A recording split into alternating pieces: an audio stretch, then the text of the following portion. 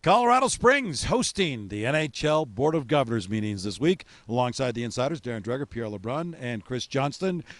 It's also known as Olympic City, USA. So, Dregs, let's start right there.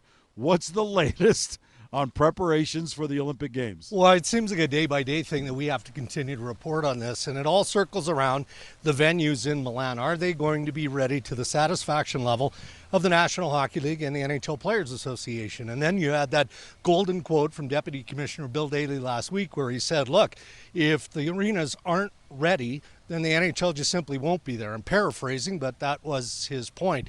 So there was a progress Zoom call on Friday, which involved all the principal parties, and the messaging was it will get done. But we're still looking at enormous issues specific to the buildings.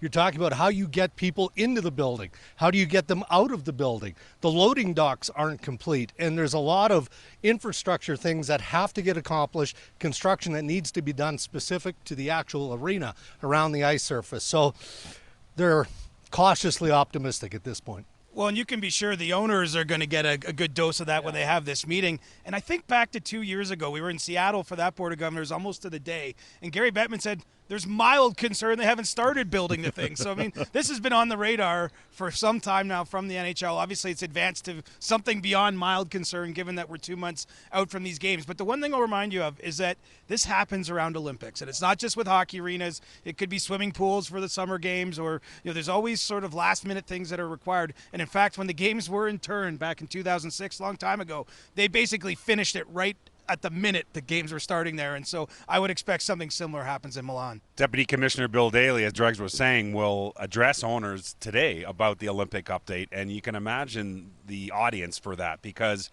let's remind everyone here that owners have been dragged into an Olympic commitment. They don't like the Olympic break. They never have. They don't think it meets their own benefits financially to stop the game, to have a compressed schedule, to have more injuries this year.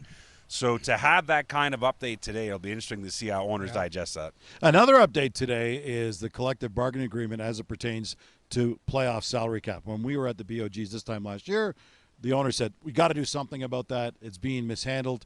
They've done something about it, but it's still somewhat confusing. Is there going to be any clarity to that? Yeah, I suspect. I mean, officially it's labeled on the agenda as CBA and league economics, but the playoff cap is a real juicy item because it's still being explained to teams. And in particular, there are clubs wondering why, if they're not 100% sure they're going to get a player back for the playoffs, why they can't use his full cap hit before the trade deadline. And the league has been very clear with clubs saying, unless you declare him out for the year in the playoffs, like Vegas did with Alex Pietrangelo, you cannot use his full cap hit.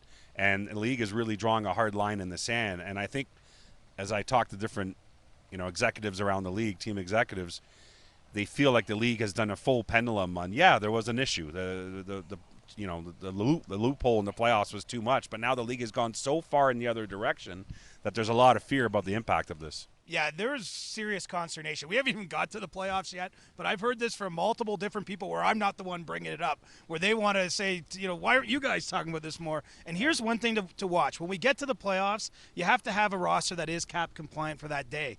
It's going to mean that expensive players, maybe who aren't performing at a level they once were, they're going to get benched. That's the way this is going to work. And you're going to have backup goaltenders. If you have a backup goalie who makes $3 million, some teams won't dress that player. They'll dress their third or fourth goalie as the backup in order to be cap compliant. And so I think that we're going to be talking about this next year at the Board of Governors meeting, because I bet they'll be making changes after this first playoff run with it.